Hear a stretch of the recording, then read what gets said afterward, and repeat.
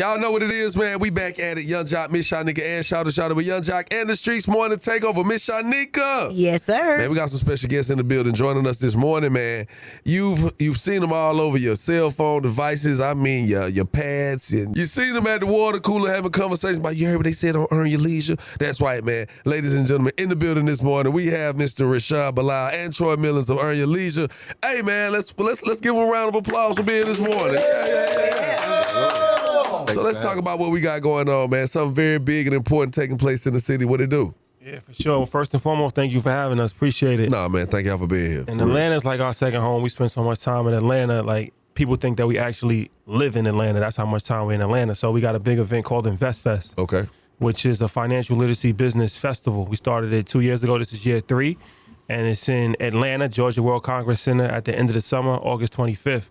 And the whole idea was to kind of blend culture, what we already do, blend culture and finance and educate people, but do it in a fun way and make it a festival type of feel. So we got food trucks, we got entertainment, we have vendor marketplace, podcast stage, but it's all built around education, learning, and something that's really never been done before, like in the manner and style that we put it together.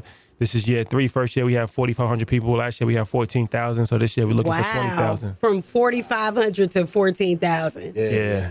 Wow. Sound like y'all took the 4,500. Y'all gonna need to State Farm Arena. They took the money. We spoke to had an invest fest back into it. Came with the 14,000. That's what's up. So how does this work, man? Who's going to be speaking? Like how does it kick off? Well, you kind of gave us a description of the texture, but let's get more into it. Yeah, so, I mean, we try to figure out who are the best people in each industry. And so whether it's from real estate, whether it's from investing, whether it's from the world of tech. So last year, we had Tyler Perry from the world of entertainment headlined it. So that was incredible. How much did that cost? Some things you can't pay for. Sometimes relationships can breed things that money can't buy. And that was one of those things. We had the CEO of Chick-fil-A there last year, a couple of billionaires. Don Peoples was there, who was one of the best, probably the top real estate professional from our community. And so this year it was like, how do we top it? How do we get more people from our culture that are doing amazing things? So we got Robert F. Smith, the wealthiest African-American in the history of the country. Yes. We got Diddy headlining. We got Rich Paul. We got Maverick Carter. We got Auntie Tabitha Brown coming through. We got Ari. We got Atlanta's own JD's going to be there. And we got Jeezy closing it out, right? So we want to make sure that people, Maverick Carter, we want to make sure people get to encompass. We can't forget. I was going to wait on Chris. We got, and there's some people we haven't announced yet, just because we want to have that anticipation build up. But we want to bring the brilliance from all different areas of economics and business to Atlanta so that we can see it and it can be something that's aspirational for the attendees. So where are you guys originally from? We're from New York originally. Okay. So what made you want to bring it to Atlanta? We started it during COVID. So New York was shut down during that time. So that wasn't really an option. And there's a lot of red tape to try to, if you ever did business in New York, you know that it's not easy to do business. Cost a lot of money. Especially not for us. That's a fact. So Atlanta was always a place where it was just like kind of open and easier to get things done. This is why we in Atlanta a lot. Like entrepreneurs, I don't think people really realize like it's a lot of opportunity out here. And we see that like even coming from New York, obviously that's the biggest market. But it's so difficult to get things done a lot of times. And it's a cost a lot of money too. So Atlanta was a cheaper place to get things done, more open. And this is the Black Mecca when it comes to entrepreneurs and business. So for us, our message of investing, entrepreneurship, business, what better place to do it than Atlanta? Like this is the most receptive. This is probably the most entrepreneurs for our community anywhere in the country. So it's just a perfect feel to have it in Atlanta. And Atlanta like has always embraced us from day one. So we just felt like, starting it in Atlanta was great. And then we just continued it. So for the people who are listening right now, future entrepreneurs, or someone that's interested in coming to Invest Fest, what are the gains and how was it set up? Are the people going to be speaking on a panel? Is Diddy going to be performing? Is there breakout sessions where they're having one-on-one consultations? Are there going to be opportunity to get investors? Yeah, I'll just answer and you can talk about that too. So the most important thing for any type of event like this is the networking, I feel like. So you're gonna be in a room with 20,000 like-minded people, positive people, right? So I always encourage every single person. It's great to see billionaires. It's great to see your favorite artists, but more importantly is the person next to you. That's the person that's really gonna be able to change your life more so than somebody that is already worth $500 million or $1 billion. So how the format actually works is that is a mixture of fireside chats, live podcasts, panel discussions, and a variety of different other ways how it's kind of integrated. Diddy's not performing; he's talking. But we do have Jeezy. He's performing. I think Jeezy's going to talk too. And we got Ja Rule. He's going to perform. A couple other performers. But for the most part, it's done in a panel style or either a fireside chat style. And then we have a vendor marketplace. The vendor marketplace is extremely important because that's 400 small business vendors, right? So now it's like a football field full of just different business. It's really like a Black Wall Street if you really think about it. It's all kinds of different businesses, people selling oils, people selling merch, people selling hair products, different things of that nature. So now, it's important to support those businesses, but that's really where you get to kind of congregate and meet, bump into somebody, or what do you do for a living? So I always tell people you have to be, like you asked how much it was to book Tyler Perry. It's crazy. We've had probably 7 billionaires. We never paid for a billionaire.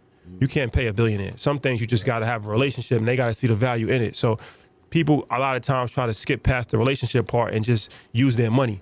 That's not really the best way to go about it. The only way to really get really, really rich, and what I'm noticing, like these guys that's really 9 figures and billionaires, it's all relationship, handshake, stuff like that. It's not about just spending money and stuff like that. So I always encourage people, every event, but especially an event like this, make at least 5 connections. I guarantee your life will change. Yeah, and you figure that when we think about 20,000 people being in the same place, we always think about who's on stage and who's performing and do we know the songs.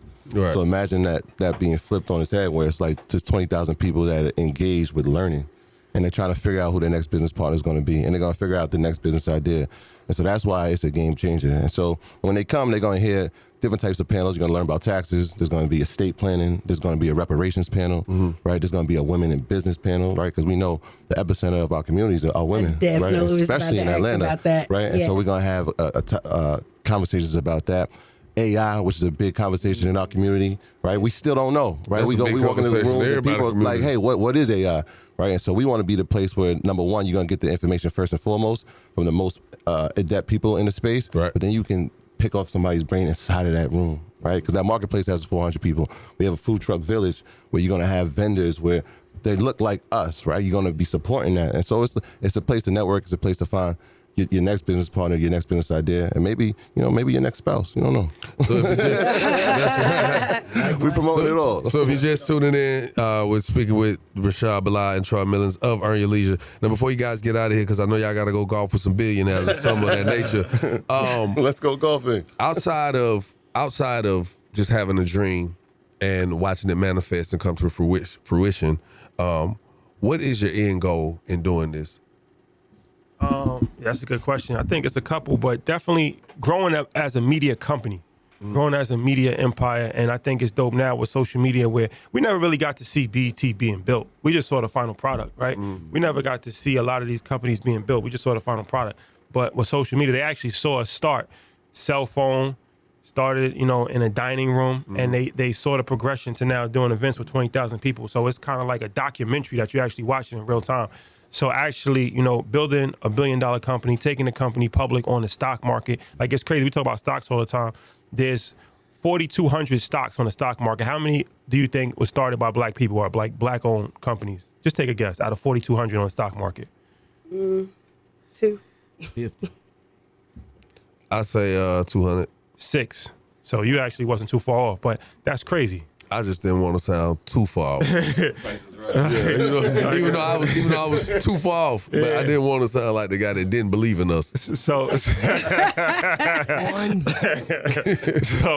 yeah, that's the goal, right? Really like global expansion. Like we've already done stuff in the UK and London. We actually going to Ghana at the end of this year. We got a show in Ghana on December 27th. So global expansion, expanding the message even beyond business and financial literacy, like doing a cooking show, doing a kid show, doing different things that, and I feel like, media is an important space, but we don't own any of our media.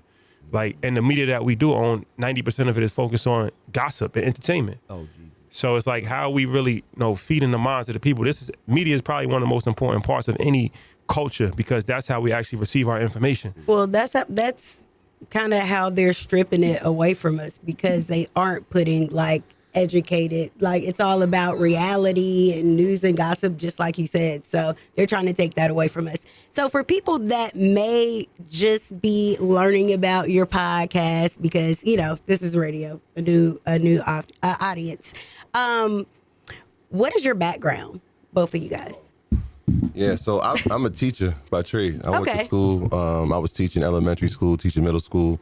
Rashad was a financial advisor. And so when you think about the two professions, just happenstance, like education and finance. And so there you get your financial literacy right there. What teacher? I was teaching health and phys ed. So Okay. I was like, I got this thing where I was like, oh, more than a gym teacher. Because people think like, yo, you're a gym teacher, you know nothing. And I'm like, nah, that's just what I do during the day. But like, I really study other things outside of this. And so like when he says like they watched it, like my coworkers watched me recording ads and reading about finance and shooting and editing episodes. And they're like, what is he doing? I'm like, don't worry. One day I won't be sitting here. And, Don't worry about it. That day is now. I got a time limit. Yeah. So is it like interesting from your perspective to see like the financial literacy guys be like the rock stars now? Like y'all a whole gang out here. Like Yeah, not for sure. It's just dope just to see other people highlighted. And I feel like, we grew up on music, so we're big music fans, and I played sports my whole life. So sports and entertainment is something that was always like highlighted, and that was something that was aspirational. Because you always knew at least one rapper that made it. You always knew at least one player that made it to the league. So it was like kids growing up, it was like, all right, sports and entertainment, that's all we really had. So now we just want to just provide different opportunities, not to knock sports and entertainment, that's great.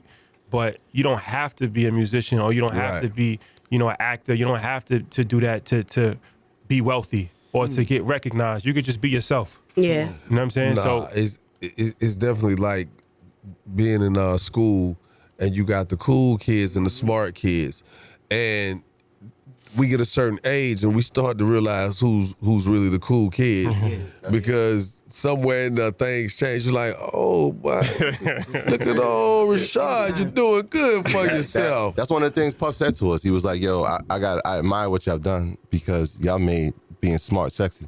Yeah, definitely. Y'all made it cool to actually know things. Why? Y'all ain't Why got to his dribble a voice saying it ball though? or write a rap song. and- Why I heard him saying it though? like y'all really, you know what I'm saying? You know what I'm saying, Playboy? I give them an example. I say, listen, your role models is not the people who you see doing all this flashy stuff, spending all this money and different things like that. I say, when I grew up, I used to see the guys with the Cadillacs and the gold chains. And, they was the ones looking flashiest. Right. And people would look down on the nerds or the people who are doing their work. I said, well, guess what? Today, the people who had the Cadillacs and the gold chains and the gold teeth, they the same guys that's playing those video machines at the gas stations. And the people who were nerds and wasn't in the streets and you look down on, these are the doctors and the lawyers that are driving Mercedes and affluent, smoking big cigars and companies of good people in the money circle. So I always make that that the cool kids today are not going to be the cool kids when you 30 or 40 years old. They're going to be the kids who wasted their time. Yeah. This is the time to sow into you right now. True and you'll indeed. be able to ball later. True indeed. So how I know you're about to close it out. How would people be able to get these tickets? yeah, you can go to investfest.com, our website, earnyourleisure.com, and you can get your tickets. It's a 3-day event, so Friday, Saturday, and Sunday, and definitely everybody in Atlanta, but all over. This is an event. People come from like all over the world. People come from the Caribbean. People come New York heavy, of course, overseas. So it's really an opportunity just to come and just fellowship, have a good time in the city of Atlanta, and I guarantee you're gonna enjoy it for sure. That's right. Shout out to all our markets. Y'all get some tickets and For come sure. to Best Yes, Fest. come Sure. down for a great event. For sure. Bring your ideas. Y'all coming? Yeah. All right. Definitely. You didn't give me a commitment. Josh Nah, didn't cause give me- I'm It's still processing. No, I ain't processed. It's processed. All right. I'm gonna ask you. I ain't even finna sit here and kick it. And we gonna do this, and then you don't show up. And you're like, why you was counting? I'm gonna ask you some more questions because I need to be in the building. You feel me? Yeah. Hey man, again, Mr. Rashad Bilal and Troy Millings of Earn Your Leisure. Want to say thank you guys for coming out sharing this great event with the world. We don't mind giving our platform to those who truly can use it and make it what it's meant for, other than just to hear the songs play. We appreciate you guys very much, man, wholeheartedly. Continue on with what you're doing. We'll be in the building. Yes, sir. Y'all need to just go on and put us a spot in the building. You feel what I'm saying? Got you. Yeah, no. You know, we need to be there. Like I need to ask Jeezy about that $2 Oh, the $2 sub meal. Everybody want to know about that, right? All right, man. We definitely appreciate y'all. So, hey, man, shouts out to the game, man. It's up, it's lit, and we definitely gonna stick around for more Young Jock in the Streets Morning Takeover.